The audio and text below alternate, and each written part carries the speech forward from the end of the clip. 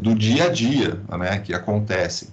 Eu posso ir dos mais diferentes, sei lá, um vendaval até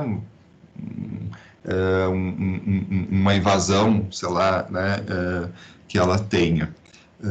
Cidades resilientes, então, os estudos que existem nessa frente são também de bairros, de regiões, né, mais vulneráveis e que precisam se preparar para essas dificuldades. Junto com isso, eu trouxe um conceito que é muito da arquitetura, né? mas ele é bem conhecido, acho, de vocês. O conceito de gentrificação. O que é esse conceito de gentrificação? Né? Digamos, as consequências que a gente tem muitas vezes do processo de urbanização, de crescimento dos lugares, né? Vou dar alguns exemplos aí para vocês, quando o principal exemplo do mais meigo, que eu diria para vocês, que a gente vê muito em filme, é quando, a gente já viu em vários filmes, quando chegou essas redes, né, livrarias aí, e acaba afetando as pequenas livrarias de bairro ali, né, que perdem seus clientes, essas grandes livrarias chegam com café, com tudo, né, com quase um shopping ali, e os negócios pequenininhos de esquina acabam sendo afetados. Mas esse conceito não se restringe a isso, né? Imaginem que vocês têm um apartamento legal, né, ali tranquilo com a vida de vocês direitinho ali, as vizinhanças, e aí, né, para o crescimento da cidade é preciso instalar um viaduto, né, uma ponte, alguma coisa que vai passar, sei lá, na sacada de vocês, né? Isso é uma coisa que acontece, sei lá, vou fazer um trem de superfície, né? E aí começou na janela de vocês uma barulheira, trouxe movimento, mais insegurança, né? Trouxe trepidação, e isso afetou vocês. Mas outras frentes, né, também são chamadas de gentrificação. No momento que tu qualifica muito, tu qualifica um bairro, tu faz uma transformação, né, urbanística, e tu acaba inviabilizando ele, porque o valor dele sobe, o custo de vida ali, todos os serviços que acontecem naquele bairro sobe muito, e uma pessoa menos favorecida não consegue, né, mais bancar aquele custo de vida, né, sei lá, de aluguel, sei lá, de tudo que ela precisa para viver, né, e acaba precisando sair. Isso é o processo de gentrificação aí, né, que está envolvido direto ali com cidades resilientes.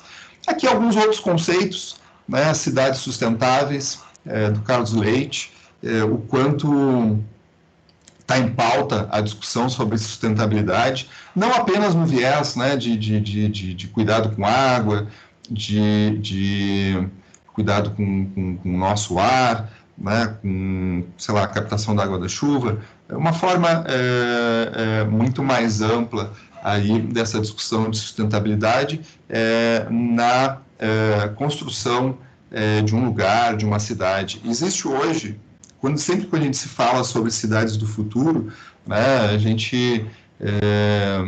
a pauta da sustentabilidade vem muito forte, né? Um dos problemas que a gente tem hoje é o lixo, né? Existe um desejo máximo, talvez inalcançável, que é lixo zero, né? Como que a gente conseguiria chegar num lixo zero? Mas essa pauta de cidades sustentáveis vem nessa frente. Quem está muito avançado, eu diria para vocês, nisso, por exemplo, Barcelona tem todo um sistema de captação do lixo por tubulação embaixo da terra, né, que já leva direto para indústrias, oficinas de reciclagem, né, de seleção e reciclagem de todo o material. Seguindo, avançando um pouquinho nessas múltiplas cidades, múltiplos territórios que a gente tem, chego no conceito de slow cities, um selo que vem sendo dado aí por uma organização do movimento Slow, né, não só Slow City, mas também turismo Slow, de uma vida mais o oposto do que é nas cidades grandes, tá? Lugares em que privilegiam uma vida mais calma, uma vida mais saudável, menos estresse. Vários lugares do mundo já vêm buscando esse posicionamento, esse selo. Eu tenho uma historinha engraçada, contar em 10 segundos, que eu participei de um projeto na cidade de Antônio Prado, aqui, que eles estavam tentando se posicionar, ganhar esse selo aí, né, de Slow City, cidade, né, num ritmo mais calmo. E foi uma polêmica, porque a prefeitura propôs isso, e, claro, brigas políticas, a oposição disse, isso é a cara desse governo, propor uma cidade lenta, né, uma administração lenta, onde as coisas não acontecem. Então, essa história é engraçadinha aí, mas esse posicionamento é legal, interessante, principalmente, né, em lugares do interior. Isso talvez seja difícil a gente conseguir implementar numa cidade, numa metrópole, numa cidade grande, mas em lugares do interior plenamente possível. Pessoal, andando, seguindo a nossa passada aqui, eu trouxe esse conceito que eu achei interessante aqui, uma outra discussão. Claro que cada um desses conceitos, eles nos abre uma reflexão nova, nos abre um novo olhar, né? Esse conceito de Happy City, cidade feliz, uma tradução livre aí, né? Vem discutir o seguinte: como que eu posso projetar uma cidade, seus serviços, sua estrutura, suas dinâmicas, suas interações, para que as pessoas sejam mais felizes, né? Ser feliz aí é um conceito muito discutido, né, em psicologia, mas como que eu consigo que essa cidade aumente o grau de felicidade, satisfação, diminua o estresse, diminua, né, as preocupações das pessoas. É o que está por trás desse conceito aqui. E claro que cada conceito que eu trago para vocês são caminhos de observação, de estudos aí, que pode ser de interesse para cada um de vocês. Bom, eu coloquei esse autor aqui que eu uso também às vezes, quando eu quero discutir já cidades digitais. Manovich, ele tem esse livro aí que eu gosto bastante, que se chama O Software no Comando. Por que eu trago isso para discussão e para avançar no que eu quero dizer? É importante a gente perceber de que estamos num caminho sem volta, onde a tecnologia vai ser protagonista na vida de todo mundo, né? A gente não está no final dessa história, a gente está só no meio. A gente ainda tem muita coisa pela frente aí que vai transformar nossas vidas. Se a gente parar para olhar rápido, né, o quanto as tecnologias mudaram a nossa forma de acesso, por exemplo, a transporte, né, táxis. A gente tinha uma forma meio fechada ali de funcionamento dos táxis, que a gente não podia questionar. Isso rapidamente, sem participação do poder público, né, a tecnologia ali, aplicativos, né, antes do Uber vieram outros e vieram outros posteriormente, mas que reconfiguraram totalmente esse funcionamento. Mas a gente tem o software no controle das nossas vidas aí para todos os lados, né? Temos câmeras, estamos sendo gravados por todos os lados, nós temos semáforos inteligentes, nós temos elevadores que a gente usa, nós temos, enfim, acesso a todo o sistema de saúde, envolve tecnologias de educação, estamos mediados por tecnologia aqui.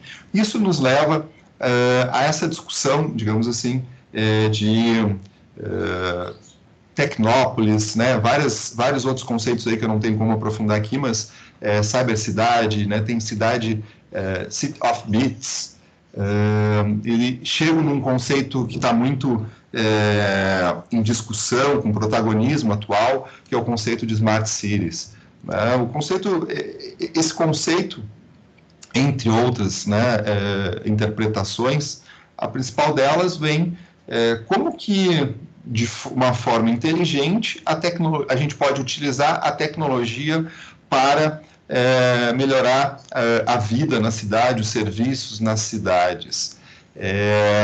Um exemplo disso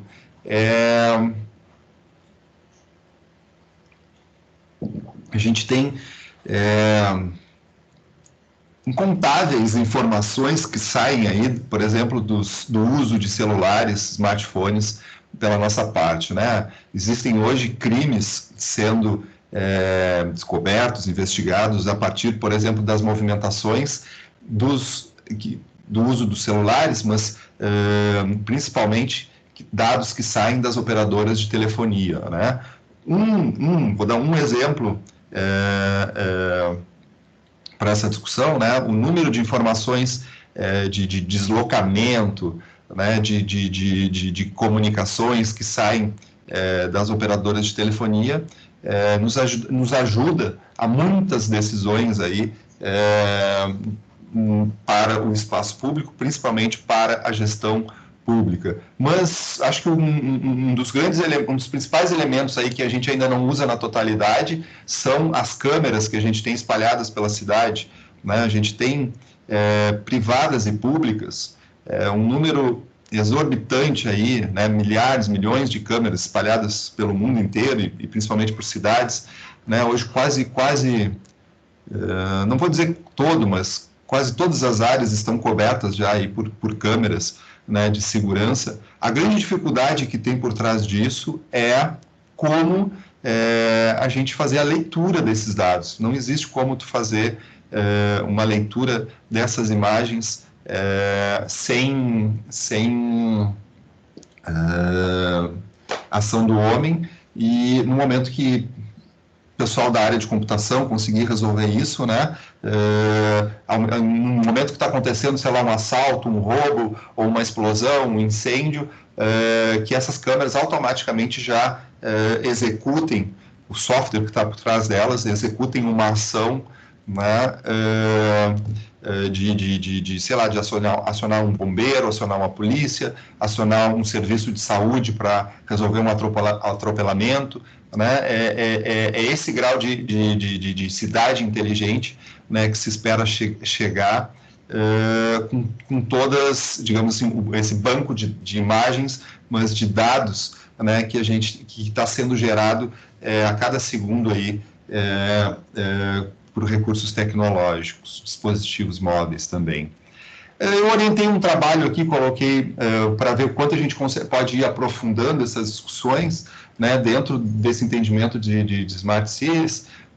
Surgem pesquisas derivadas, né? A gente tem o conceito de cidadania digital, eu trouxe ali o conceito de e-government, né? De quanto a tomada de decisão, mas também a gestão pública pode se beneficiar de várias tecnologias que estão disponíveis aí hoje em dia, né? Tanto gerando transparência, quanto ouvindo mais os cidadãos, mas também sendo capaz de, em tempo real, tomar uma decisão, né? Eu tenho um exemplo de uma cidade chamada Santander, na Espanha, né, que espalhou, sei lá, milhares de chips, sensores, que consegue mapear em tempo real, sei lá, todas as lâmpadas que estão queimadas, todos os lixos estão cheios, todos os estacionamentos que estão ocupados ou vagos,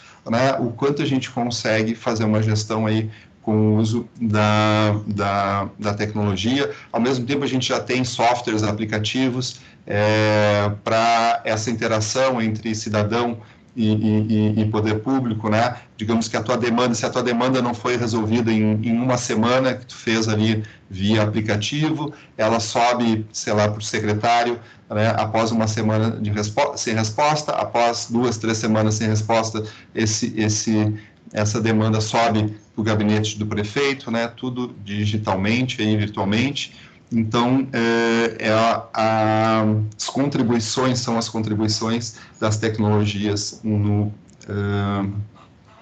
na gestão pública. E aqui também sempre gosto, isso aqui é um outro trabalho que eu participei, trouxe aqui a temática da gamificação, né? Hoje em dia, a gente às vezes não percebe, mas grande parte das nossas práticas, elas são gamificadas, ou seja, a gente pontua, a gente é premiado ou punido, né? A principal delas é a relação com o trânsito, né? Nossas multas, que a gente ganha pontos, perde pontos, conforme... a gente perde, na verdade, né? Conforme a gente vai... sendo punido por estacionar, por ultrapassar, por usar o celular, mas isso vale para uma série de práticas aí, né? Começou o primeiro aplicativo que fez essa relação entre gamificação e práticas urbanas foi o Foursquare, e de lá para cá, né, é possível a gente ver, a gente pontua já há longo tempo, né? Pontua cartão de crédito, milhas de voos, e cada vez mais a gente vai, às vezes, criando um hábito, criando um costume, ou mudando outros a partir de um processo de gamificação. Então, é muito interessante a gente olhar isso quando a gente quer discutir práticas urbanas e principalmente quando a gente quer transformar alguns costumes ou hábitos, né, que são problemáticos aí na cidade.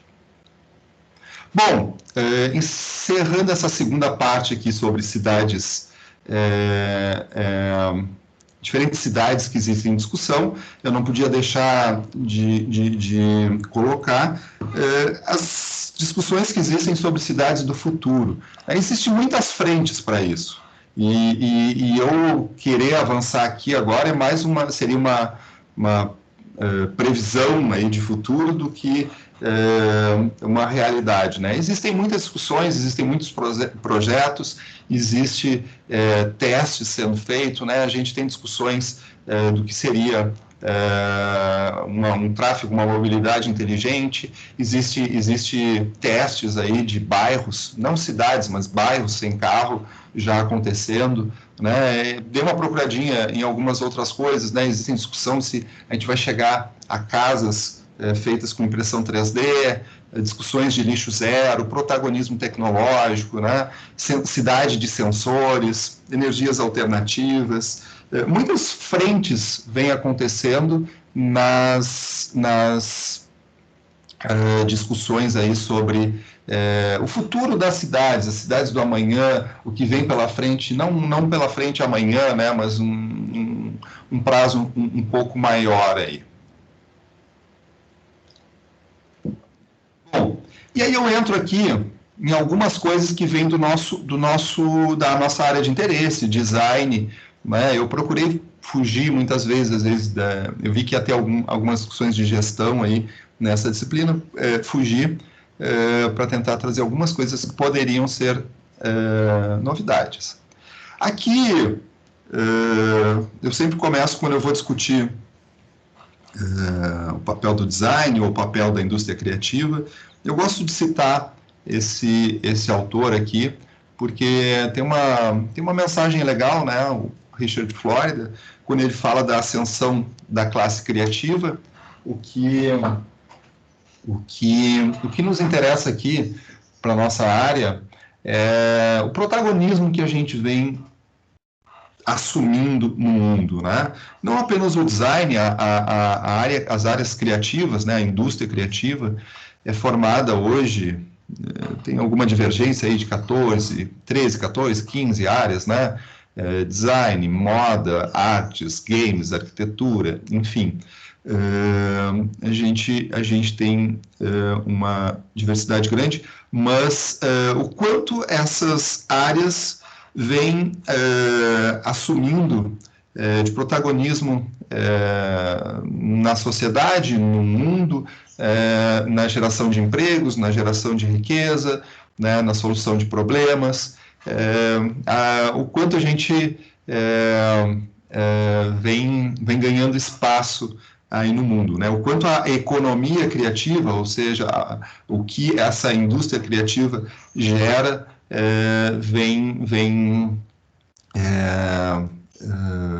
trazendo aí, proporcionando de benefícios para a nossa sociedade. Então, só como ponto de largada dessa discussão da parte mais criativa das cidades, eu resgato, né, esse protagonismo que as nossas áreas criativas vêm assumindo no contexto das cidades e no mundo. Existe um conceito, e aqui é onde eu mais me sinto à vontade de discutir e pesquisar, né, que é o conceito de cidades criativas. Eu sempre costumo, de uma forma minha, né, dizer que cidades criativas são laboratórios a céu aberto. Laboratórios para iniciativas das mais diferentes possíveis, iniciativas de desenvolvedores, sei lá, de softwares, de aplicativos, iniciativas de associações de bairro, iniciativas individuais, iniciativas do poder público, iniciativas da iniciativa privada, né? Como que a gente consegue transformar, por meio de processos criativos, uma cidade? Existe esse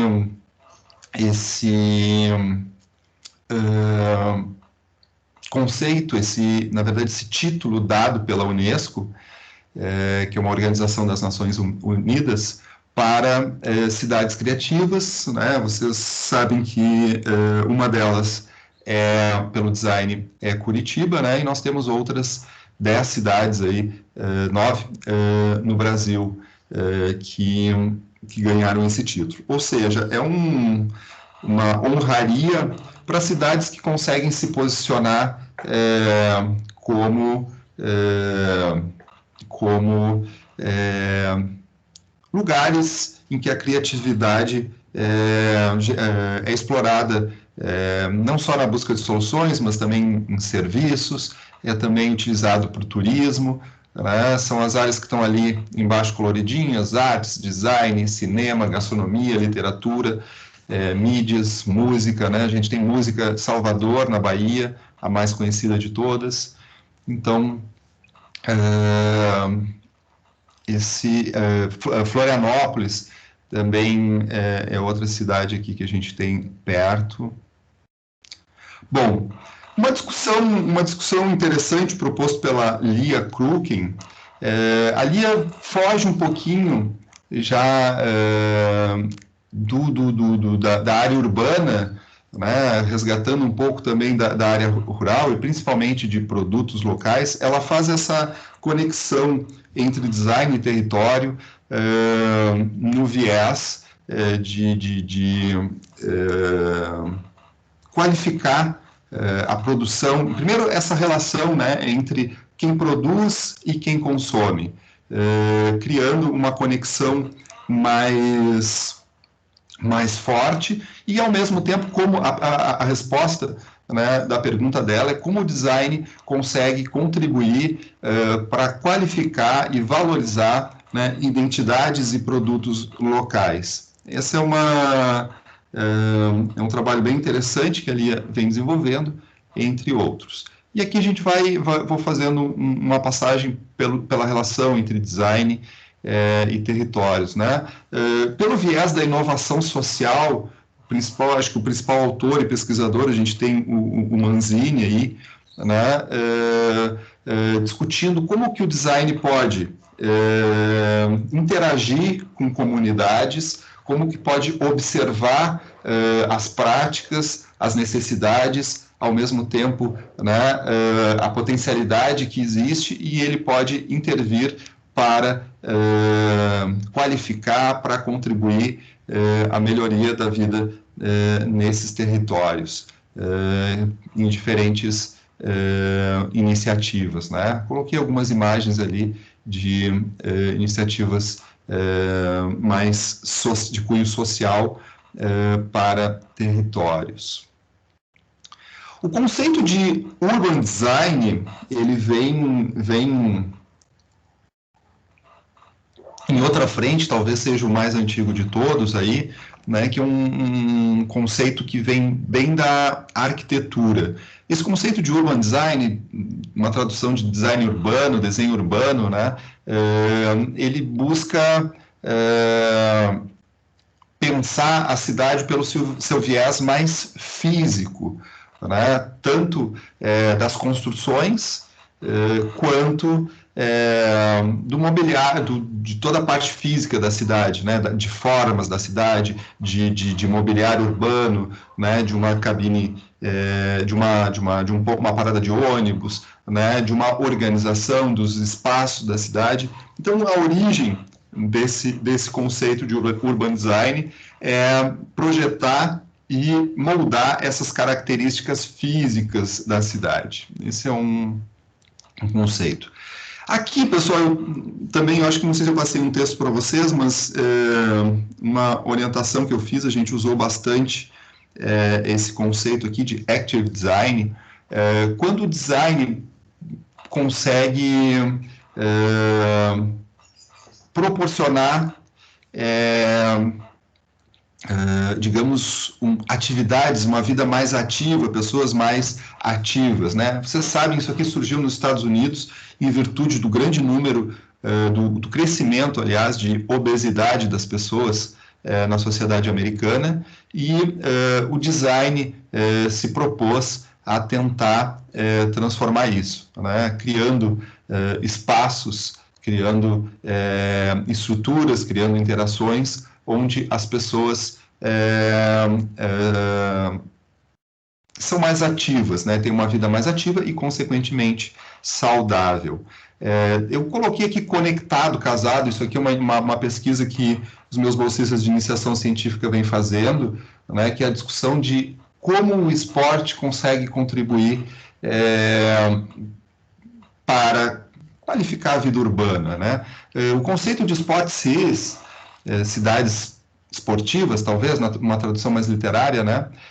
Vem discutindo o papel do esporte num contexto, né, urbano, territorial aí. Não apenas do viés, isso aqui a gente listou, sei lá, quase 20 derivações que teria esse assunto, tá? Eu estou falando mais superficial, mas, por exemplo, não apenas melhorar a saúde das pessoas, mas o esporte como um elemento de transformação social, né? Como que o esporte consegue transformar regiões inseguras, às vezes, da cidade, como o esporte pode também posicionar um lugar no cenário externo, né? Hoje em dia existe uma competição muito grande também por grandes eventos, atrair grandes eventos, é o caso da Fórmula 1, de Olimpíadas, né, de coisas. Então,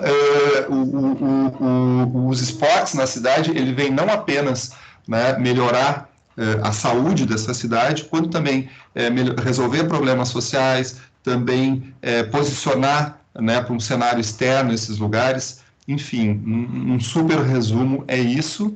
E aqui a gente tem um conceito, terminando essa terceira parte, que eu estou correndo para não estourar o tempo, essa terceira parte aqui, concluindo, a gente tem um conceito de placemaking, né? Que é como... Oi? Fique à vontade, não tem problema. Tá, não, beleza. Eu estou tentando concluir para dar tempo da gente bater um papo depois e conversar, tá? Se eu estourar vai ser pouquinha coisa. A gente tem esse conceito de placemaking, né, que é o mais mão na massa mesmo, né? Como que a gente consegue envolver a todos nesse processo tanto de planejamento, criação e gestão dos espaços públicos, né? Não apenas indo para ação, mas uma observação das necessidades desse lugar, de como as práticas acontecem, da cultura daquele lugar, e depois, então, partindo para a execução aí de iniciativas, de ações, de projetos. É o que esse conceito vem sintetizar aí para a gente. Bom, eu fiz um quarto momento aqui de todas as discussões que existem, pessoal, que é o seguinte. Hoje em dia, como eu falei ali lá no início, no processo de reterritorialização, os lugares estão competindo uns com os outros, né? A gente tem aqui, por exemplo, Curitiba, Florianópolis e Porto Alegre, lutando, né, numa mesma região por protagonismo, lutando para atrair empresas, lutando para atrair profissionais especializados. Então, a gente está lutando, disputando, né, sei lá, recursos, projetos, eventos, até estamos lutando para trazer um show famoso, né? Existe uma competição entre os lugares, a eterna briga Rio-São Paulo, né? A gente tem cidades vizinhas, estão sempre disputando, óbvio que saudavelmente, né? Mas disputando aí uma série também a gente tem aqui no Rio Grande do Sul Canela e Gramado numa eterna briga, né, turística ali, mas os lugares estão competindo. Se eu estou falando, né, vários exemplos no Brasil, imagine no mundo, né? Os lugares hoje lutam, né? Acho que o principal, digamos assim, sempre é mais fácil a gente citar, lutam por turistas, né? Pessoas que venham gastar nos nossos territórios, mas eu não gosto de simplificar, né? Eu gosto de dizer que é muito mais que isso, né? Os lugares brigam pelas mentes, digamos, mais sábias aí, né? Intelectuais, pesquisadores, profissionais, médicos, engenheiros, né? Indústria criativa. Os lugares estão competindo por visibilidade, por se promover, enfim, dia após dia, né? E para isso eu trouxe algumas coisinhas aqui só para entrar nesse pensamento de como um lugar se projeta para fora e não para dentro, né? O primeiro conceito que eu trouxe é o de identidade territorial. O que eu quero, assim como todos nós, né, temos a nossa identidade, ou seja, temos os elementos que nos identificam, os lugares também têm, né? Fiz uma síntese de imagens aí, mas o que eu quero dizer assim é, o que é a primeira coisa que vem à mente de vocês quando a gente fala de algum lugar? É positivo, é negativo, né? É uma imagem, é um serviço? Então, as discussões de identidade territorial buscam que, primeiro, né, um lugar se torne memorável na mente das pessoas e, claro, que positivamente, né? Coloquei aquela imagem ali dos tubos, né, as paradas de ônibus aí de Curitiba também como uma homenagem, mas eu acho um elemento muito... Eu sempre discuto isso, e eu tenho um amigo meu que trabalha aí na Federal do Paraná, da área de transportes. Um dia a gente estava parado no engarrafamento e discutindo esses tubos e por duas visões diferentes, né? Eu dizendo, cara, isso é muito legal, porque fora organizar um serviço, ele é um elemento que cria uma identidade, ele é um mobiliário urbano, né, que também se torna um ponto turístico, um atrativo na mente das pessoas, e ele me dando a visão dele como engenheiro, me dizendo, mas, por outro lado, por ser circular, ele é caro, ele cabe menos pessoas, que se ele fosse quadrado, ele caberia mais pessoas, e a gente ficou num embate ali de áreas muito interessante, assim. Mas são todos elementos que nos ajudam, eu coloquei elementos mais físicos construídos, que nos ajudam a criar a memória, né, dos lugares na nossa cabeça aí. Coloquei aqui, eu não queria, embora eu trouxe, né, eu não queria resumir marca territorial por um símbolo gráfico, né? A gente tem discussões sobre marca que avançaram muito, além do símbolo gráfico, a marca como um compromisso, como um valor, como uma promessa, né, de uma instituição, de uma pessoa e até de um território. Mas coloquei aí um histórico um pouquinho, né, de algumas marcas. A primeira delas, que deu origem a tudo, I Love New York, e depois a gente viu uma proliferação aí, né, de marcas territoriais, principalmente esses letreiros hoje que tem na entrada das cidades, mas eu coloco sempre dois cases de sucesso, né, o quanto essa marca aí, a Amsterdã, vem conseguindo reposicionar Amsterdã no cenário europeu ali, né, de uma transformação, um reposicionamento da mensagem que Amsterdã passava, mais relacionada à prostituição, a drogas, e o quanto esse o touro de Osborne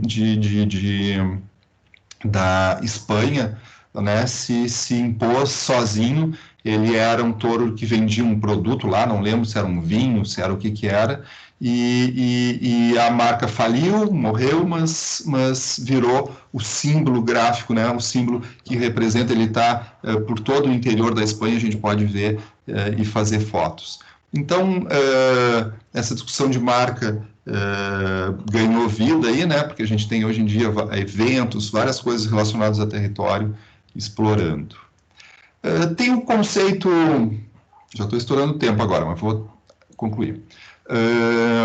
O conceito de place. A gente tem vários conceitos aqui que são interessantes para nos ajudar a posicionar um lugar e comunicar ele e prospectar para fora, né? Conceito de place branding, branding territorial, destination branding, city marketing. A gente tem vários conceitos aí hoje que nos ajudam a criar estratégias para promover um território além de suas fronteiras. Eu, entre um monte disso aqui, às vezes eu dou uma aula inteira sobre isso, mas tem um monte de história para contar, mas trouxe, acho que, como exemplo aí, os filmes do Woody Allen, né, que são cases de sucesso, onde teve uma parceria entre prefeituras, governos locais e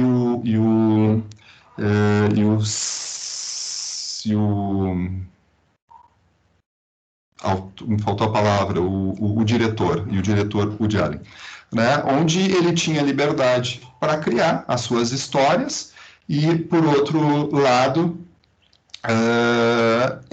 o contrato é que ele tinha que promover esses lugares, né? Foi tão bem sucedido no primeiro ali, Vicky Cristina Barcelona, que essa estratégia passou a ser procurada, né? Essa parceria passou a ser procurada por várias outras cidades. Eu não sei os detalhes dessa estratégia, né? Mas possivelmente no contrato tinha que ter ali, olha, a gente financia o teu filme e tu tem que não só dar visibilidade para minha cidade nos cenários, né? Mas sei lá, tem que estar no título e outras coisas aí que eu desconheço os detalhes, né? Todas essas discussões que aconteceram até aqui, a gente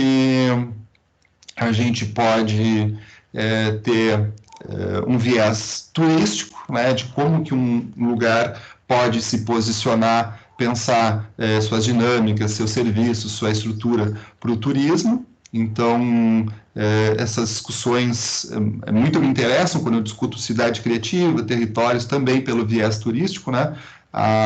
Meus orientandos que estão aí depois podem contar um pouco, mas a gente está indo nessa frente também. Uma discussão sempre que eu faço é turismo de massa versus turismo de nicho. Interessando, claro, o turismo de nicho, como que a gente consegue entender o perfil cada vez mais personalizado de turista e a gente atender ele. E eu sei uma história pitoresca que eu conto aí, porque ela gera um impacto, né? É o quanto Veneza é uma cidade Veneza, desculpem, Verona. Quanto Verona é uma cidade muito visitada no mundo, mas toda a história, na verdade, que as pessoas vão buscar lá é uma mentira, né? Digamos, a gente sabe que Romeu e Julieta é uma obra de Shakespeare, que na verdade não existiu, né? E que isso foi, digamos, um argumento que construiu, que deu origem a todo o turismo de Verona, na Itália. E aqui, já concluindo ali, que eu já estourei, né, eu trago o conceito final de cidades-espetáculo, né, que vem tentar criar essa discussão entre uma cidade pensada para ser atrativa, né, quer seja nos seus serviços, quer seja nas suas formas, quer seja nos seus eventos, né, servindo quase como um cenário né, para produções e, ao mesmo tempo, tendo que lidar com a vida, né, que tem que acontecer nela, né, com o dia a dia. Esse é um caso que a gente vive muito aqui. Eu tive outra orientação que discutia isso, que é o caso de Gramado, né, que é uma cidade que já não cabe mais o turismo que vai nela, e ela precisa, né, tá lidando isso, vive do turismo, mas ao mesmo tempo não está comportando todo o turismo. Pessoal, tinha outras coisinhas aí que depois posso, em outra oportunidade, aprofundar, né? Tentei trazer de uma forma bem ampla, mas, finalizando, todas as experiências urbanas que a gente discute hoje, elas bebem um pouquinho de cada um desses conceitos que eu trouxe. Nenhum deles, né, deve se sobressair sobre o outro, mas digamos, é assim que as coisas acontecem na cidade, né? Uma diversidade, tanto, né, nas pessoas, quanto nas dinâmicas, quanto nas práticas ali daquele lugar, quanto nas características. Nenhuma solução de um lugar vai servir exatamente para o outro, né? Mas nos ajudam aí qualificando a discussão, qualificando os projetos, qualificando as iniciativas, e o nosso papel como designer nisso tudo é entender, né, essas múltiplas variáveis. Eu iniciei falando que a gente cada vez tem mais demandas para os lugares. O nosso papel é conseguir entender essa complexidade que está envolvida e intervir, né, e conseguir participar, conseguir colaborar, co-criar, conseguir propor aí alternativas. Era isso para abastecer a discussão e fico à disposição de vocês. Muito obrigada. Excelente apresentação, uma visão bastante ampla. Eu estou com retorno no som, né? Não sei por quê. Então, ficamos muito felizes com a sua intervenção. Como também temos poucas perguntas, eu acho que as pessoas podem fazer as perguntas já diretamente, quem sabe mais adiante surjam outras, né? Só para você saber, Fabrício, aqui na sua palestra tem 3 alunos que eu estou orientando: o Marcelo Galina, que está trabalhando com branding de cidades, né? Tem também a Maria Duval, que está trabalhando com o uso do crowdsourcing para a inserção do design nas cidades, e a Nádia Perini, que também está trabalhando com a questão das cidades criativas e a gestão de design. Então, temos muito interesse no que você apresentou, né? Com certeza, eles vão usar a sua apresentação como uma referência na escrita do documento deles. Então, acho que a primeira pessoa que fez a pergunta aqui foi o Jonathan, será? Acho que antes teve uma. Eu acho que, Virginia, me permite, foi o Jonathan, e eu acho que essa pergunta dele foi bem quando ele estava falando do e-government, que eu acho que era essa questão da tecnologia, um pouco de tecnologia e com o governo, que acho que é essa questão que o Jonathan levantou ali. Isso mesmo, Marcelo. Obrigado pela introdução. A minha pesquisa ela é voltada para cidades inteligentes na utilização de internet das coisas nas comunidades de interesse social. E eu já concluí ela. A pesquisa antes da pandemia tinha um viés totalmente diferente, com a pandemia virou uma agenda de inovação e tal. E um dos aspectos que eu pesquisei e encontrei pouco material, mas bastante discussão sobre o assunto, é sobre o aspecto do defeito rebote que a tecnologia pode causar nas pessoas.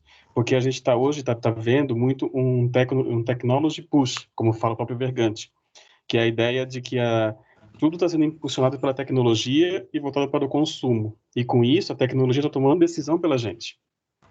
E como a gente pode agir e pode pensar e qual caminho a gente pode fazer para lidar com esse efeito rebote e trazer essa ideia de que não tirar esse poder de decisão do usuário. Porque hoje o que a gente vê é muita tecnologia tirando a decisão do usuário. Maravilha. Antes de te responder, Jonathan, já anotei aqui tua pergunta, eu só vou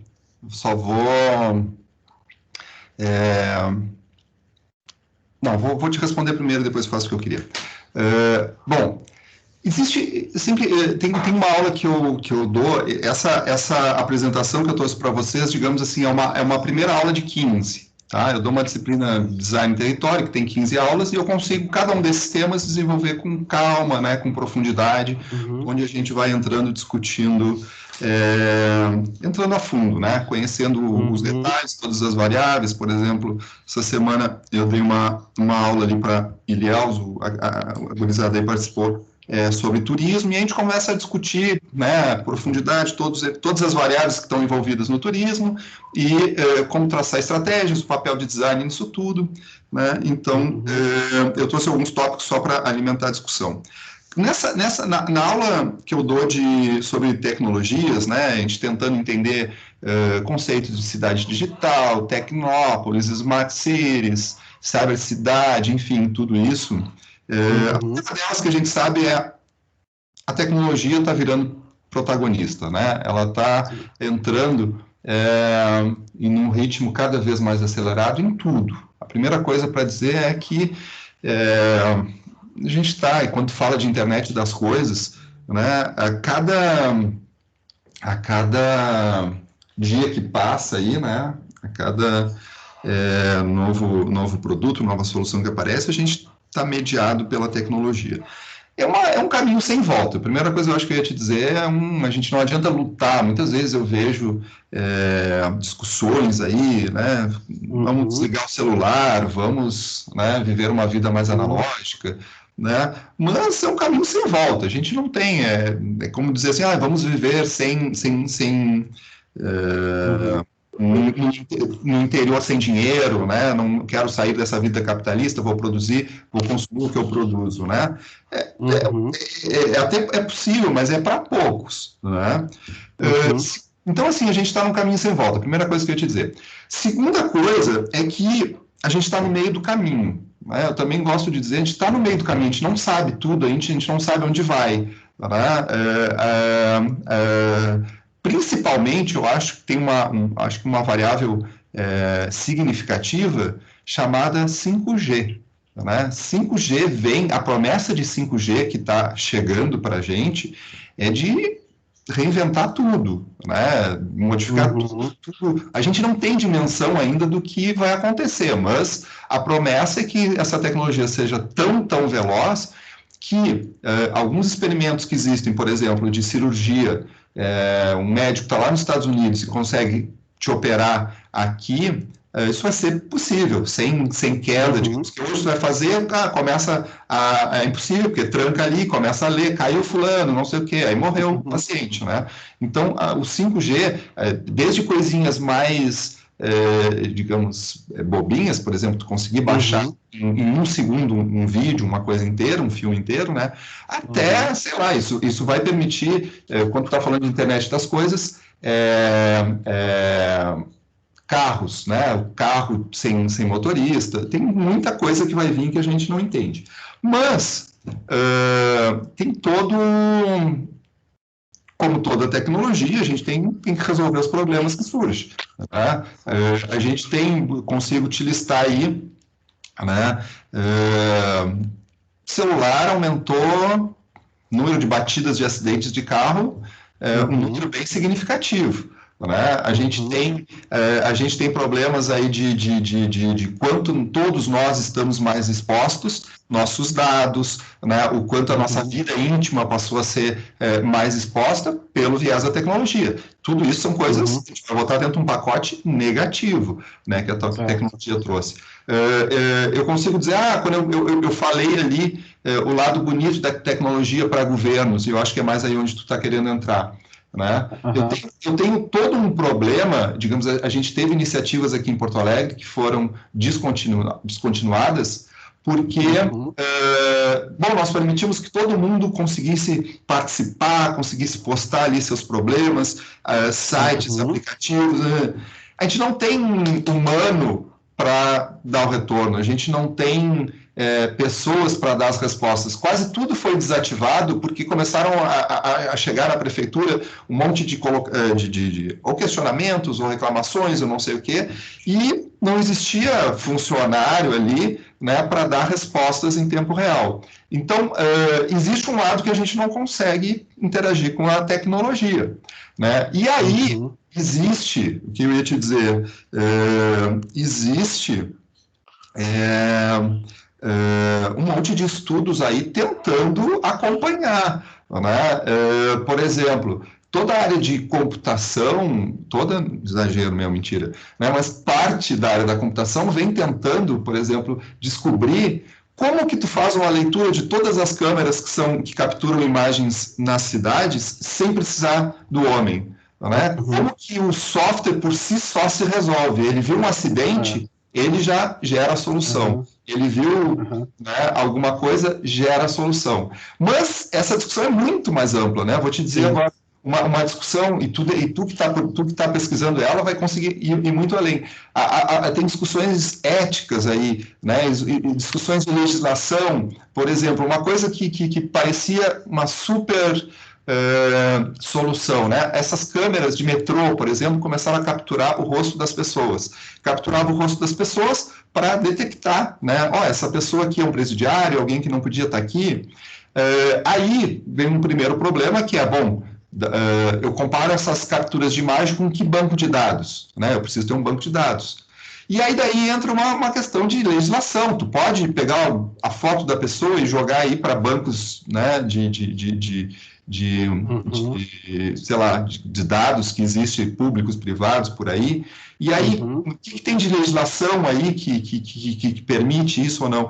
É bem complexo, mas respondendo a tua pergunta, né, a gente está ali, a tecnologia avançando num ritmo rápido, sem a gente conseguir segurar ela.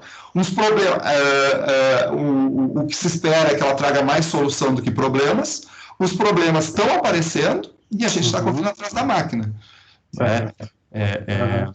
É isso daí. Não, em nenhum momento, principalmente para ti, para quem pesquisa, né, se encara a tecnologia como uma coisa só benéfica, só positiva, né? Vem um monte de coisa, vem um monte de problemas aí. Por exemplo, lá quando eu fiz o meu doutorado, eu me lembro que a pauta, quando eu tinha terminado, quando eu estava no meio ali, uma coisa bem polêmica que estava acontecendo estava muito ali a selfie, né? Era selfie, se falava muito de selfie. Aí, vocês lembram que morreu o Eduardo Campos, candidato a presidente? Sim. As pessoas fazendo selfie com um morto ali, com o caixão. Sim. Tá aí a tecnologia, tá aí os benefícios, mas a gente não sabe usar. Eu apanhei também muito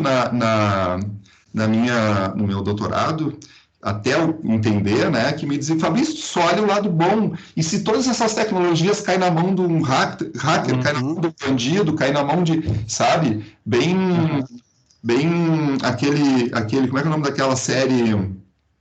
Black Mirror? Isso. Enfim, isso daí nos permite discussões de horas. Eu entendi, assim, o que você quer dizer, porque, assim, a gente às vezes olha para nossa pesquisa, como eu já olhei muito para mim ano passado, com um olhar muito apaixonado sobre a pesquisa. E quando a gente olha com um olhar muito apaixonado, a gente defende ela, e não consegue enxergar o que ela tem de difícil.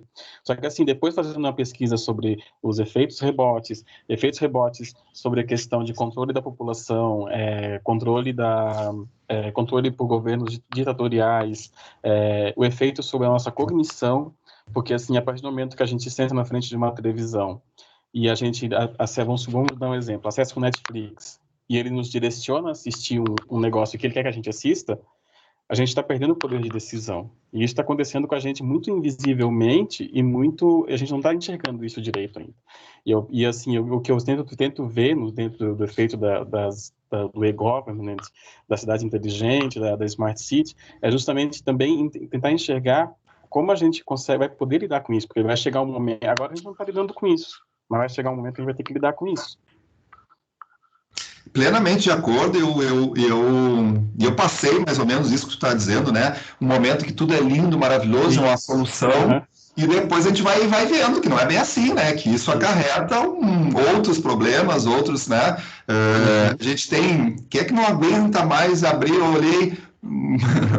Está sendo gravado, mas vou dizer, sei lá, olhei uma cueca para comprar, começo a receber, tudo tem cueca depois, meus anúncios nas redes sociais, e eu tenho medo, às vezes, de abrir um site, né, durante uma aula, e daqui a pouco vai aparecer a propaganda das minhas compras ali, né? E isso é o que a gente está vivendo de consequência aí, né, desse momento aí. Temos ainda, é por isso que eu gosto de frisar, né, estamos no meio do caminho, nem sei se é meio do caminho, né? Eu acho mais no começo ainda.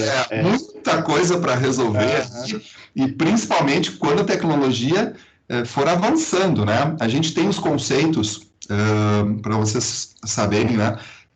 De cidades, quando a gente fala cidades 1.0, 2.0, 3.0, 4.0, 5, né, que vem aí, é quando a gente começa aí, sei lá, 2.0, cidades sustentáveis, né, depois cidades inteligentes 3.0, a gente vai indo, né, a grande discussão que vem para o contexto da cidade é o que vai acontecer com o 5G aí, o que ele vai transformar, né, das nossas práticas aí.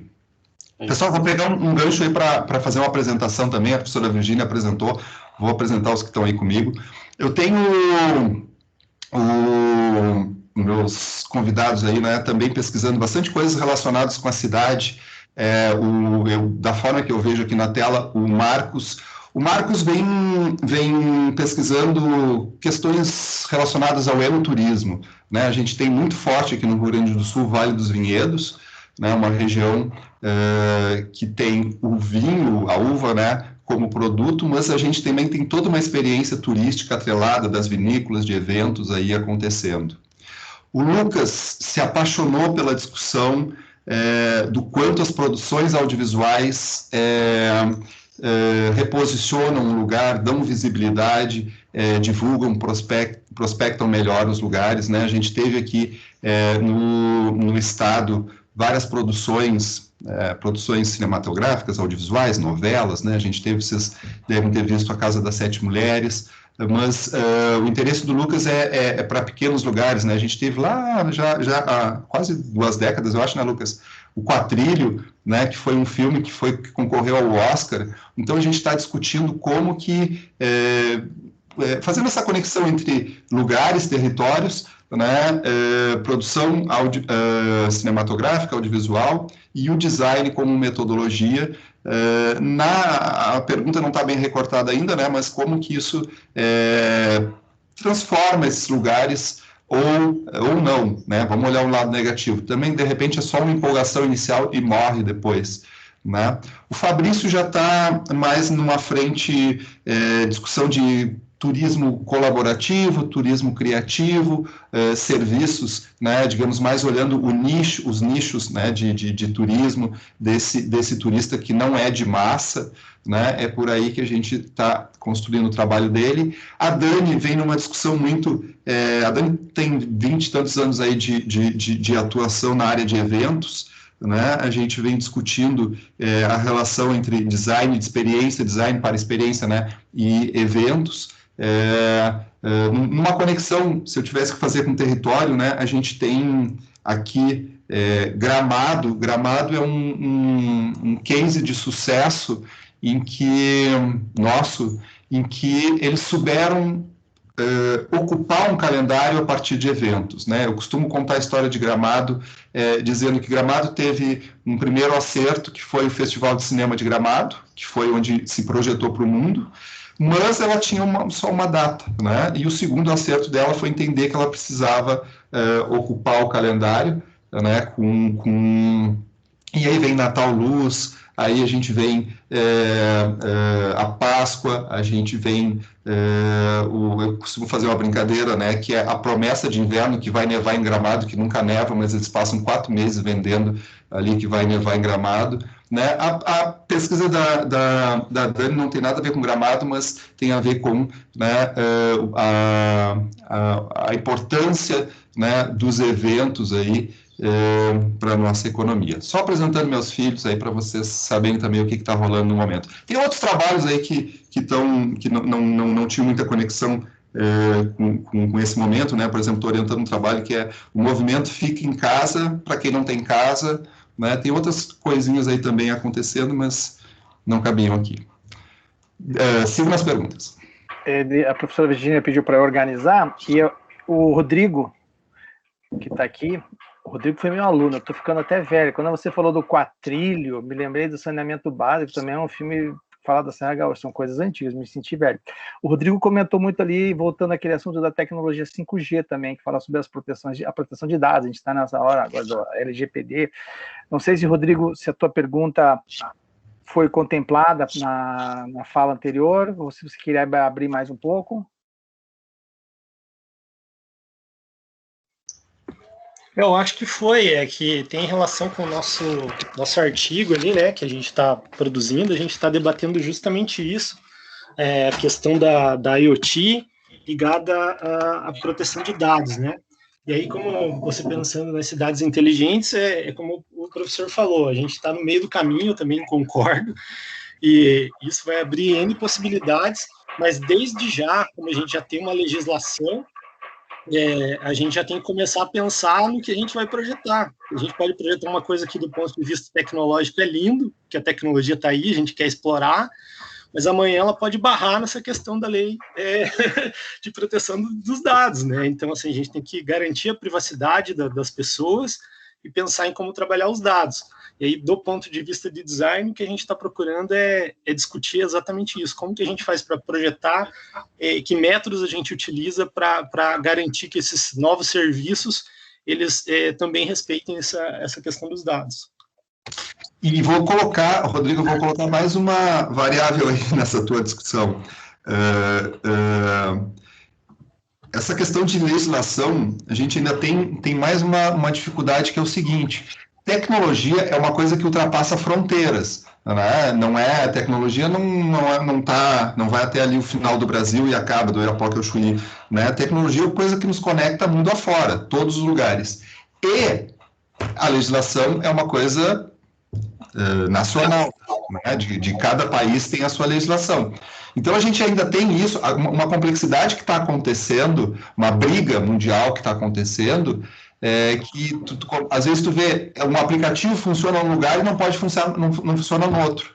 Né? Um serviço, liberou esse aplicativo funciona, está livre para funcionar aqui, não funciona no outro. Ou pode captar dados aqui e não pode no outro. Né? Então, a gente ainda tem, coloca aí nessa tua discussão as relações internacionais, né? Uma legislação internacional que nem está contemplada nessa lei nossa nacional.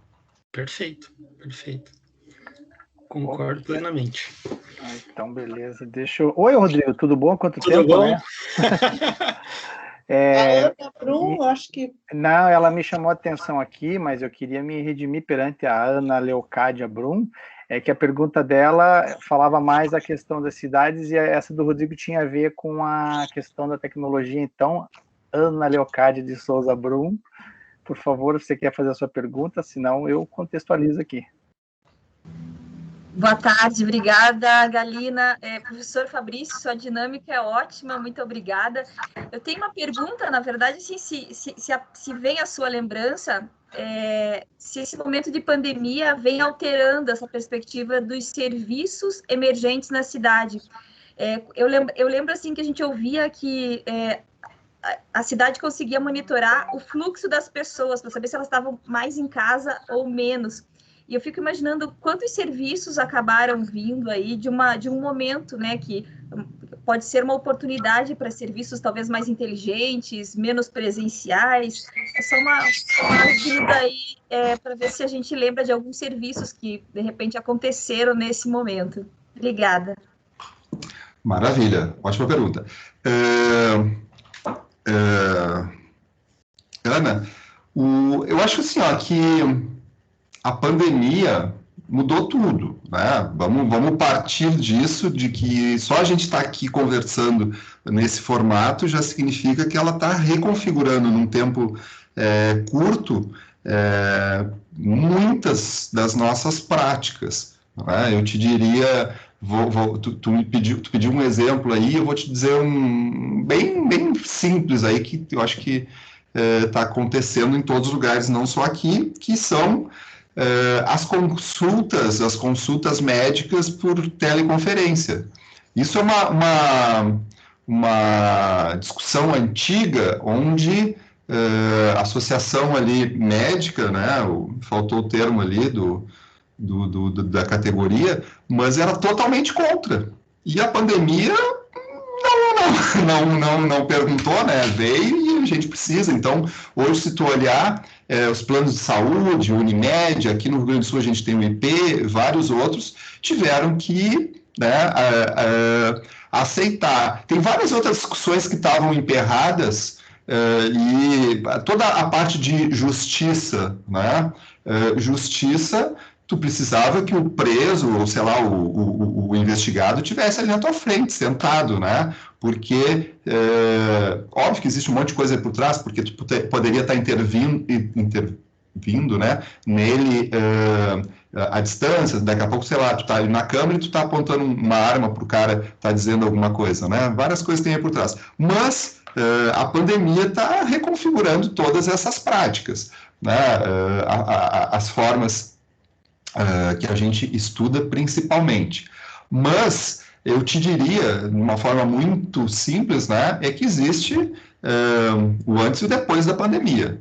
Muita coisa que está acontecendo veio para ficar. Não é alguma coisa que o ano que vem vai cair no esquecimento. Nós aqui da Unicinos, temos o nosso campus principal, original, né, que é o de São Leopoldo, que fica a uns 30, 40 quilômetros daqui de Porto Alegre, e a Unicinos Porto Alegre, que vem crescendo muito, vem ganhando relevância, e a gente tinha, muitas vezes, que reunião, às vezes a reunião de 15 minutos, tu chega lá, sai daqui, anda, né, quase uma hora de carro até chegar lá, sentar, né, fazer uma reunião. Pessoal, vocês têm alguma coisa sobre o vestibular para nos dizer? Né, a gente está pensando nisso, aí, não tem, não sei o quê. Bom, acabou a reunião, né, e aí tu volta. Tudo isso está sendo reconfigurado. Eu não vou exagerar, dizer que tudo vai mudar. Não, tudo não vai mudar, muita coisa vai seguir. Mas que a pandemia vai reconfigurar, está reconfigurando um monte de coisa, isso é fato. Eu orientei, a gente defendeu agora há pouco, uma dissertação de mestrado que era sobre home office para a indústria criativa. Tá? Eu não trouxe para cá porque não cabia aqui, mas na tua resposta eu posso encaixar. A gente, nessa discussão de pandemia, de limitação de pesquisa, né, a gente foi tentando fazer um recorte ali e chegou a questão do home office, que existe um home office imaginado na mente das pessoas, que é aquele que tu precisa de uma mesa, de um computador, de uma cadeira, e era isso. Só que um monte de profissionais não se encaixam nesse formato de sentar no computador, né? Eu tenho profissionais da área da saúde, a gente tem profissionais, sei lá, tem costureira, tem massagista, eu tenho pessoas que trabalham com culinária, E a gente, essa dissertação discutiu isso, né? Vamos analisar os profissionais da indústria criativa que têm uma necessidade totalmente diferente, tem de espaço, de práticas, de materiais, né? E como que eles conseguem se encaixar no home office? Ou seja, pela pandemia, né? Como que eles conseguem se adaptar para esse formato de home office? Então, sim, eu acho que a pandemia está nos fazendo nos reinventar, e um monte de coisa legal está saindo daí. E um monte de coisa legal que vai continuar, que não vai voltar ao que era as origens depois da pandemia. Não sei se respondi, mas me empolguei. Sim, tá ótimo, professor. Obrigada. Deixa eu aproveitar essa fala da Ana ali. Primeiro eu queria agradecer, eu fui anotando toda a tua sequência aqui, nossa, e como a gente fica trabalhando em cima de uma pesquisa, a gente fica, como acho que o Jonathan falou, a gente só vê uma coisa, né? E acho que só ela existe. Quando você foi falando da desterritorialização, os autores, as cidades territoriais, gentrificação, achei ótima a tal da gentrificação. Eu estava anotando, eu tinha uma pergunta que, na verdade, seria assim, no começo eu pensaria assim, que, na verdade, o turismo é aquilo que mostra uma cidade. Para quem é de fora, você só conhece a cidade pelo turismo. Mas, pensando nisso, a pandemia... As pessoas não estavam com a sua correria, presos dentro de casa. E está todo mundo com uma vontade muito grande de sair e voltar. Falhou um pouquinho a tua pergunta, se tu puder dar voltar 10 segundos atrás. Então, eu estava falando da pandemia, talvez no dia a dia, antes da pandemia, as pessoas não... Curitiba, as pessoas percebem muito os espaços nossos aqui. As pessoas talvez não percebessem. E agora a gente teve que ficar preso. Todo mundo quer sair. Será que também não seria uma oportunidade de, nesse momento, as estruturas, os espaços físicos estarem se preparando, porque as pessoas querem voltar a abraçar a sua cidade, acredito eu. Seja ela a melhor ou a pior cidade do mundo, acho que as pessoas querem. Como talvez vai ser esse retorno, esse reencontro? Será que as pessoas vão estar ansiosas? Será que a gente perdeu o tempo de não ter feito melhorias? Sabe? Porque as pessoas querem sair, né? Elas querem, estão desesperadas. A pandemia, acho que a principal dificuldade que ela nos impõe, claro que além de isolamento, de tudo isso, é a falta de certezas. Né? A gente, quando a gente acha que a gente resolveu uma coisa, surge outra dúvida. Né? Quando a gente acha que a vacina está resolvendo, começam a aparecer as variantes e tu já não sabe tu já não está mais seguro se essa vacina vai resolver. Digamos, se eu chegar no final do ano com todo mundo vacinado, eu virei essa página ou não. Né? Então, acho que o principal problema... principal é uma palavra errada, né? Porque tem mortes, tem um monte de coisa acontecendo. Mas um dos problemas da pandemia é essa incerteza que a gente vive aí há 1 ano e meio, né? E, levando para a resposta aí da tua pergunta, como a gente não tem certeza da pandemia, a gente não conseguiu aproveitar esse tempo de uma forma positiva, uma forma eficiente, né? Eu quando começou 2021, eu fiquei pensando assim, se a pandemia demorar ou não, ele tem que ser produtivo. Eu não posso perder tempo, como eu fiquei meio, às vezes, engatinhando lá em 2020, que eu podia, né, às vezes tem, quero escrever um livro, quero escrever uma coisa, quero publicar isso, e estou sempre empurrando com a barriga, e o 2020 acabou sendo um empurra com a barriga muita coisa, né? Então eu me coloquei, 2021 não, quero começar em janeiro vários projetos que eu tenho aí em mente. Mas, no contexto das cidades, levando a minha pergunta, tanto a gestão pública ela é mais lenta, quanto eu acho que ela foi abstraída de qualquer outra coisa por causa da pandemia. A minha resposta, acho, para ti é isso, né? Sim, a gente podia ter aproveitado esse 1 ano e meio para avançar num monte de coisas, mas não se permitiu, não foi possível outra discussão, não é possível, não está cabendo, sabe? Parece qualquer coisa, se tu puxar outra discussão aí, parece que tu é insensível, tu não está preocupado, né, com mortes, tu não está preocupado com isolamento, né? Então, eu acho que a pandemia é tão grande, né, que as incertezas dela e o que ela está ocasionando acaba nos impedindo de outras discussões, acaba, né, até às vezes, digamos assim, e turismo principalmente, né? Turismo, sabe, alguém que ouse viajar, a gente vê muitos famosos aí nas suas redes sociais postando e sendo apedrejado, porque como que tu está viajando agora, como que tu está postando isso, que insensível que tu é, né? Então, eu acho que a pandemia nos impede, até por uma questão ética, né? Uma questão de coerência aí, tocar em outros temas, ou pelo menos eles estão acontecendo muito nos bastidores.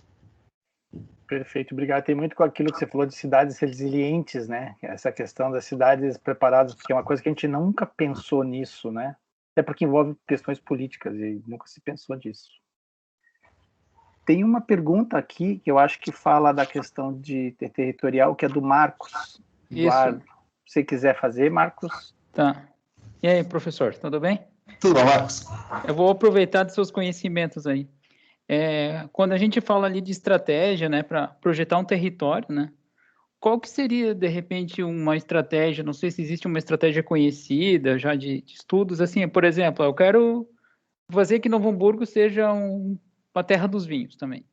Vou ter uns vinhedos aqui, tem umas vinícolas aqui, a gente quer também se projetar assim, mas como que a gente consegue concorrer com um território forte, por exemplo, como o Bento Gonçalves, né? Isso, às vezes, ter um território muito forte dentro de um estado pode ser, de uma certa maneira, ruim, porque eu não consigo projetar outros, né? Qual que seria uma estratégia, assim? Marcos, eu acho que eu tenho duas variáveis aí para colocar numa resposta para ti, tá?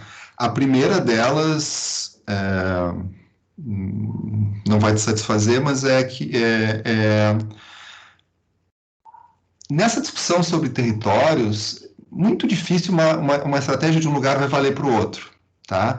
Por quê? Porque ela só é inovadora, ela só tem um impacto naquele lugar, naquele contexto, né, sabe? Depois passa a ser, a mesma coisa que esse monte de letreirinho que a gente vê aí, né? Eu te digo, funcionou bem para Amsterdã, mas o resto tudo é só um monte de cópia, um monte de repetição aí. Acho que a primeira coisa que eu tinha para te dizer, não existe assim uma receita de bolo, todos os lugares seguem. Não, é muito único de cada lugar, né? Esses tempos a gente estava discutindo uma eterna discussão aqui. Eu, como professor, é bom eu jogar essa discussão e deixar acontecer, né? Identidade territorial, discutindo sobre Porto Alegre. E aí fica aquela discussão de horas, é o pôr do sol, é não sei o que eu já conheço, que eu já sei que não vai dar em lugar nenhum, né? Mas eu fico cutucando para a discussão acontecer. E aí eu estava dizendo assim, olha, Pelotas se tornou muito conhecida, doces de Pelotas. Pense o seguinte, que outro lugar consegue se posicionar pelos doces? Mas Pelotas conseguiu, e ela percebeu uma coisa muito pequena que existia. Existia uma rua que tinha doceiras que vendiam ali, e aquilo ali foi ganhando forma. Um dia fizeram uma festinha dos doces, virou a Fena Doce, e daqui a pouco os doces de Pelotas começaram a aparecer e ganhou uma visibilidade extra Pelotas, né, para um território todo. Então, a segunda parte dessa resposta, eu te digo assim, a gente tem que fazer uma ampla pesquisa, não é fácil. No final dessa minha discussão sobre Porto Alegre, a identidade de Porto Alegre, pessoal, não é fácil. Se fosse fácil, já estava tudo resolvido. A gente precisa garimpar, precisa entender aspectos da história, da cultura, né, das pessoas, ali sei lá, da estrutura física, para conseguir montar uma estratégia. Mas a minha terceira parte dessa história, que eu te diria, né, a primeira, não repetimos estratégia. A segunda, né, muita pesquisa, focar, tentar achar ali o que a gente pode explorar. Mas eu chego num terceiro nível dessa resposta para ti, que é o seguinte: às vezes o que tu está comparando um lugar está bem sucedido e outro não tem nada. Cara, isso é uma questão de estratégia e tempo, né? A gente olha aqui no Rio Grande do Sul, Gramado, como um case bem sucedido, porque lota de turista, né? Enche todos os finais de semana, enche demais, porque tem fila, não sei o quê. Mas se tu olhar algumas décadas atrás, Gramado era uma cidadezinha do interior que né, que não tinha nada. Gramado, como eu disse, Gramado teve um acerto ali de largada, que foi o Festival de Cinema. Depois, Gramado teve acertos de conseguir ir preenchendo o seu calendário. E depois, Gramado tem um terceiro acerto, que é ir entendendo, segmentando, atingindo todos os públicos. Chega lá, tem atrativo para criança, tem atrativo para pessoas que gostam de esporte, tem atrativos, né, para pessoas, sei lá, que gostam mais da história de um museu, né? Então, muitas vezes é conseguir ter um projeto a longo prazo e ir cumprindo ele, né? Posso dar uma contribuição? Claro, Hoje, com todos. eu vi uma notícia, acho que foi no Globo, de que um dos hotéis de Gramado é hoje tido como um dos melhores do mundo. Do mundo. E que essa classificação causou uma procura internacional de vagas no hotel que o próprio gestor não esperava. Então, pela forma como o hotel foi construído, pelo grau de avaliação, diz que ele só tem nota 5 no TripAdvisor. Então, ele é considerado um hotel de muito boa qualidade. E mais de 1.000 avaliações. Hã? Mais de 1.000 avaliações. Eu não sei quantas, mas assim, eu vi no TripAdvisor. E R$900 a diária, é bem em conta. Então, e, além disso, uma outra questão para ele falou é tão próxima a cidade, Bento Gonçalves, como é que a gente vai competir? Se a gente olhar a Itália, tem Milão, tem Veneza, tem Roma, são 3 localidades próximas geograficamente, mas que têm características individuais muito distintas, né? E isso faz com que o turismo vá visitá-las. Talvez você não vá a Roma, porque você não é tão religioso, prefira ir a Veneza, porque você é mais romântico, mas algum dia você vai querer ir a Roma, né? Uma das coisas que eu nesses projetos que eu faço por fora de turismo, né, eu gosto também de frisar o seguinte, pessoal, para discutir turismo, extrapolem a questão do ponto turístico, né, não fiquem só presos no atrativo em si, pensem o seguinte, que a atratividade, ela tem que estar em tudo, né, o Lucas vem me acompanhando em algumas apresentações, né, o hotel pode ser um atrativo, né? O restaurante que tu vai ficar pode ser um atrativo, o caminho que tu vai fazer até aquele atrativo, ele também pode ser um atrativo, né? A gente tem aqui também no sul o caminho das hortênsias ali, né? Tem certas determinadas épocas do ano, né, que ele fica todo aquelas flores azuis, assim, lindas, ou seja, todo o caminho já é um atrativo, as pessoas param ali para fazer fotos antes de chegar lá na cidadezinha.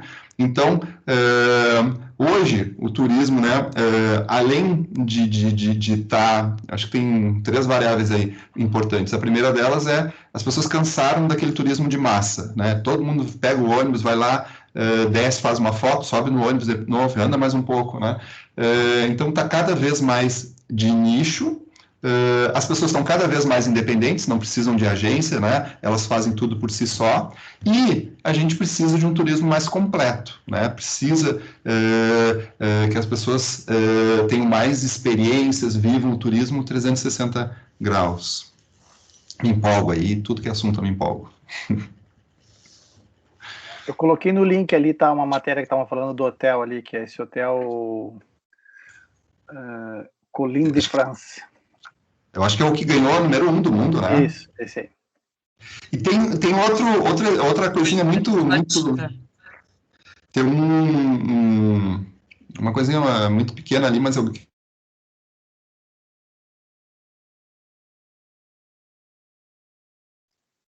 Fabrício, parou a sua fala. Acho que caiu. Eu acho que ele trancou, hein? Caiu. Voltei, tô aqui. Oi? Não, estava dizendo que você tinha caído. Estamos ouvindo. Congelado, deu um pico aqui de internet caindo.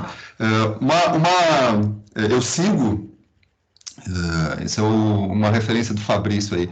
Eu sigo no Airbnb, no Instagram, um perfil que se chama Achados do Airbnb, né? E ele é muito legal, porque ele está divulgando lugares, digamos, desconhecidos, mas que a própria hospedagem já é um atrativo em si. É bem legal também, uma referência aí para vocês, estou fazendo publicidade de graça.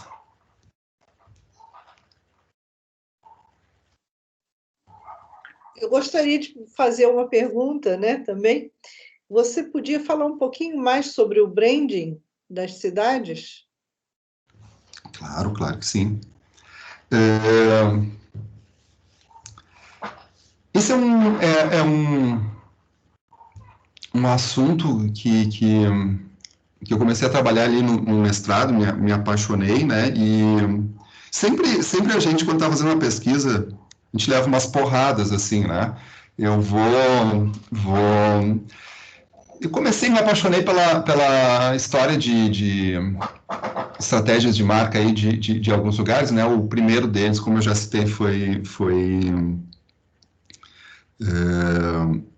Amsterdã, porque tinha passado por esse reposicionamento, né, de ser uma cidade ali de mais permissões, para conseguir... tinha uma mensagem que era ultrapassada. Amsterdã, uma cidade, né, drogas, prostituição, isso foi interessante lá atrás, quando a gente tinha um mundo mais fechado, quando a gente tinha mais ditaduras ali, né, principalmente na Europa, e hoje em dia isso é totalmente ultrapassado. Então, a estratégia de reposicionamento de Amsterdã, eu sempre gosto de citar como um exemplo de uma ação de baixo custo, onde todo mundo replica, todo mundo vai lá, faz aquela foto da intervenção em Amsterdã e ajuda naquela estratégia. Eu tenho, sei lá, acho que uns 20, 30 cases aí de cada lugar, digamos, o que é o branding, o que é a estratégia de marca desses lugares. E aí onde eu vou, onde esse assunto vai ficando interessante, e ali eu falei muito rápido, eu não consegui ir contando, né? Mas eu tinha falado do case, né, dos filmes do Woody Allen. Eu tinha falado, eu tenho um case, né, de Hong Kong. Hong Kong, o que aconteceu? Ele deixou de ser domínio inglês e passou a ser o domínio chinês, se eu não estou equivocado. E ele precisou desenvolver, a cidade, né, o território precisou fazer toda uma estratégia aí de marca para, primeiro, que as pessoas, os moradores dali, se identificassem com aquela cultura, né, não mais inglesa e sim chinesa, e depois para conseguir vender esse novo território para fora, né? Eu tenho no material que eu pesquisei, tentando entender o que, digamos assim, temos de estratégia de marca além do símbolo gráfico, né? Aí eu vou contando essas histórias, digamos assim, vendo as mais variadas iniciativas, e aí eu reforço aquilo que uma não vale para o outro, né? Eu tenho um caso que eu não sei se vocês conhecem, mas também famoso, que foi Eu Sou da Lapa. Eu Sou da Lapa é uma iniciativa de muito êxito, onde os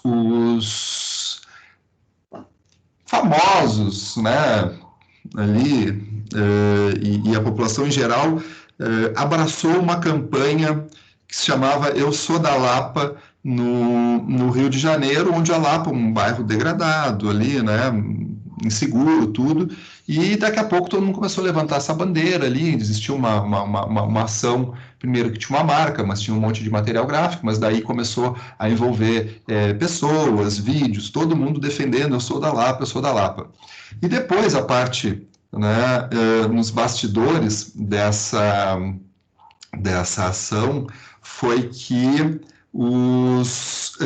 na verdade, quem estava por trás de tudo era uma construtora, né, uma construtora de imobiliária, de condomínios, de prédios ali, que ela estava bancando isso, escondido, claro, e no auge A ação, ela lançou o seu, sei lá, 200 apartamentos e vendeu praticamente, né, em uma semana todos, né? Então, qual é a moral da história disso, né? É o branding territorial, é o quanto, né, tu consegue entender esse território como um produto, traçando, né, estratégias de marca para posicionar, para vender, para divulgar. Mas cada lugar escolhe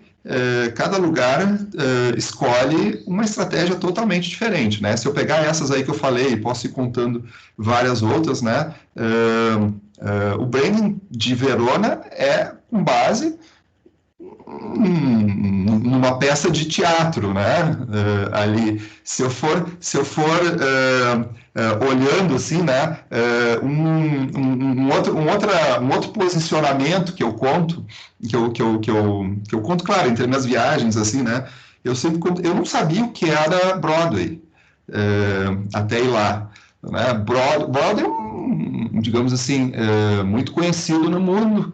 E uma marca territorial, né? Não marca gráfica, mas uma marca que na cabeça da gente. Eu achava que Broadway era um teatro que eu não entendia como é que a Broadway tinha sempre um monte de peças acontecendo nesse teatro que era Broadway. Até que eu entendi que Broadway era toda uma região de Nova York que tinha, sei lá, 50 teatros ali, 50 é um número fictício, né? 50 teatros acontecendo ali, e cada um, né? Aquilo, às vezes tem peças que estão há 20 anos em cartaz. Mas o posicionamento, a estratégia desse território é um território de artes, um território de, digamos assim, onde acontece todo esse mundo do encanto, esse mundo mágico, né, onde a gente tem ali as peças que vão. Então, assim, cada território ele tem uma estratégia, uma forma de posicionamento. Uma coisa que eu gosto de discutir, e até tem um gráfico, em outro momento vocês podem me convidar, eu tenho um gráfico que eu uso às vezes para o projeto, que é o seguinte: posicionamentos mais naturais e outros mais artificiais construídos. Né? A gente tem de um lado, se a gente vai utilizar, vai entender como é que, sei lá, Las Vegas se posiciona, como é que Dubai se posiciona, né? Eles estão num extremo totalmente artificial, construído, né? E por outro lado, sei lá, se eu vou pegar um território como a Amazônia, né? A mensagem, a estratégia deles é vender, digamos, o Uruguai quer posicionamento mais sincero do que o do Uruguai, né? O Uruguai natural. O Uruguai não tenta se enfeitar, não tenta nada. A mensagem dele é autêntico, aquilo natural. Tu vai ali naquela prainha que parece dos anos 80, né? São extremos. Então, uma das pesquisas de projetos que a gente usa também é conseguir entender, digamos, os lugares e onde eles vão tentando se posicionar, né? Eu não sei se não apareceu na minha apresentação, mas a gente tem um posicionamento de Bariloche na Ushuaia, nem é Bariloche, é Ushuaia, lá na Argentina, lá embaixo, né? Digamos assim, o slogan deles é o fim do mundo, né? Porque eles são o fim do mundo, assim. Eu acho que o lugar lá embaixo, digamos, com cidade organizada, mas mais para baixo, mais ao sul. Então, assim, finalizando, né?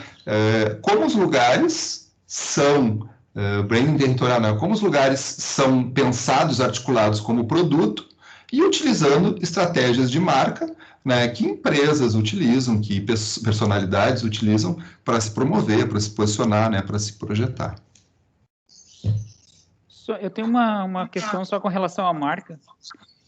Não sei, nesses projetos que tu fez nessas cidades aí, eu acho que às vezes deve acontecer, eu imagino isso, né? Que tu chega numa cidade e daí vem a área de planejamento e diz, nós vamos construir um pão de açúcar artificial, nós vamos colocar um Cristo Redentor e tal, e fazendo a pesquisa, tu descobre uma coisa, uma característica que eles não dão valor para aquilo e que aquilo pode se tornar uma marca para aquele território, né?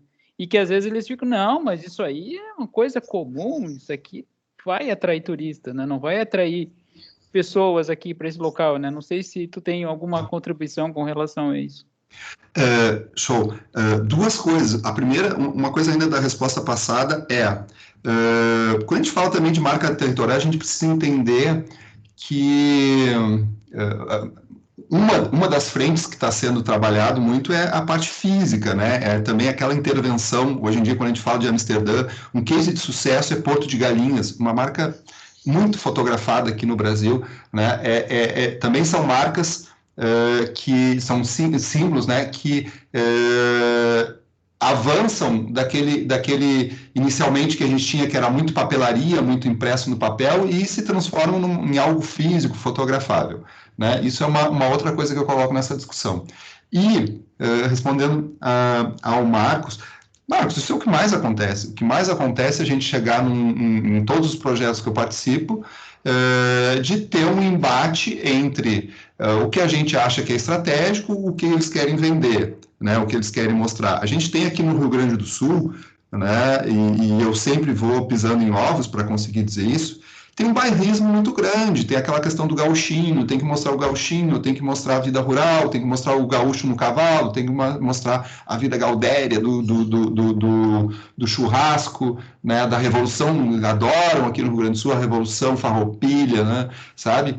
Isso, todas as vezes que eu tenho algum projeto para participar, eu preciso romper, cortar esse cordão umbilical, né, que é entre entender que existe alguma coisa que é bairrista, que é muito local, e outra coisa que te ajuda a te projetar para fora, né? A gente está num projeto agora participando que é sobre caminho, rota dos açorianos. E aí, né, um desgaste ali que está nos corroendo, que é o que realmente de açorianos é interessante, tem de atrativo, longe de Portugal, né? Isso não seria lá para Portugal? Então são vários obstáculos que ficam aí digamos assim, que a gente precisa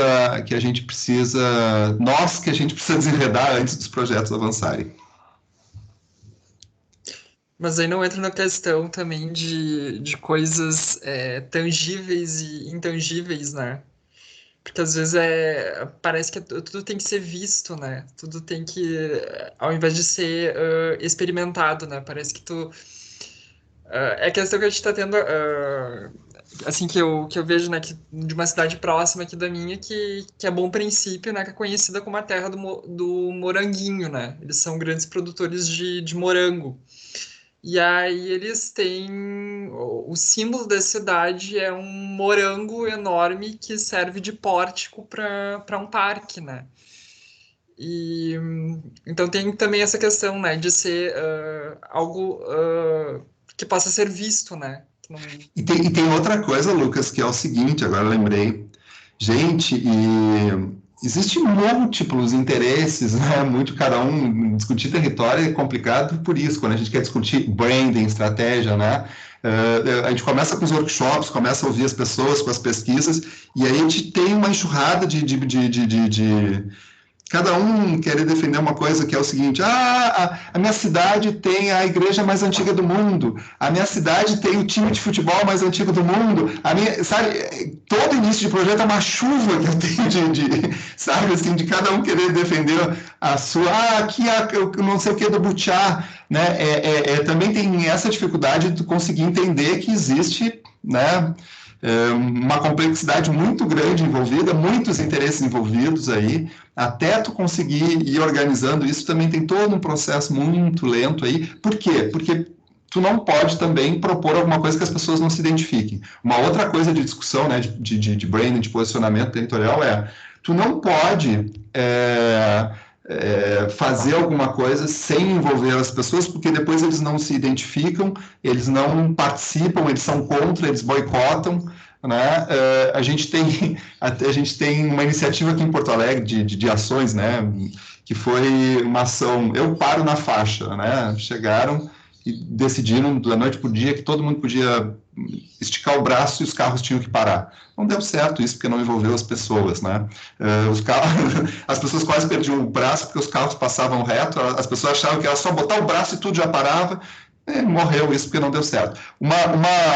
Um elemento principal das escolhas de sede de Olimpíadas, de Jogos, de Copa do Mundo e outros eventos é a aceitação das pessoas locais, se elas estão aceitando, se elas estão envolvidas nisso, se elas vão participar.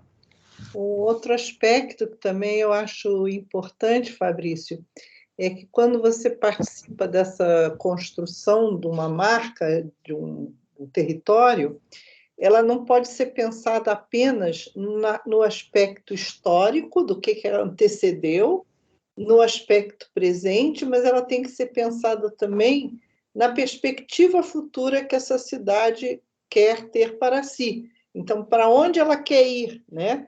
Os investimentos a longo prazo vão ser para fazer com que ela caminhe em que direção, né? Então, isso é muito importante também e esbarra muitas vezes nas questões políticas, não de políticas, como disse o professor Gabriel, né? Mas na política, porque é difícil você fazer planejamentos de mais longo prazo quando envolve a questão pública, né? O ser público. A grande dificuldade que existe nisso tudo é que a cada 4 anos a gente muda de governo. Né? O grande, acho que eu não quis entrar nessa discussão aí, mas eu acho que o grande dificultador de qualquer projeto, de qualquer coisa, é esse mandato de 4 anos e que, às vezes, muda totalmente. A gente tem, né, tanto de estratégia, por exemplo, nós tínhamos aqui em Porto Alegre um órgão, uma secretaria de inovação, e não vou lembrar o nome, que foi desenvolvido todo um planejamento para a indústria criativa, né, para se posicionar como uma indústria, uma cidade criativa, que nesse governo atual morreu, né, que nesse governo atual não existe mais a secretaria, não existe mais esse plano, não existe mais nada.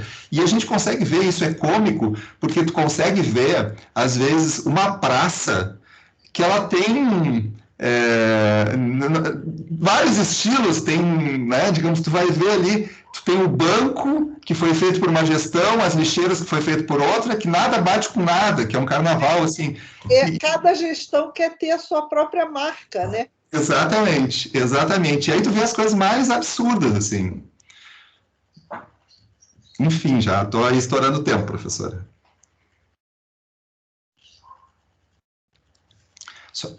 A senhora desligou o microfone. O microfone está desligado. Desculpa. Até eu teria mais perguntas, mas infelizmente eu tenho a aula a seguir e não posso avançar no horário da aula. E eu acredito que o Marcelo vai entrar em contato consigo para ter algumas referências para poder... Ele está construindo o trabalho para qualificação, é doutorado dele, e a partir daí ele vai fazer o trabalho em si, né? Tem que passar primeiro nessa prova.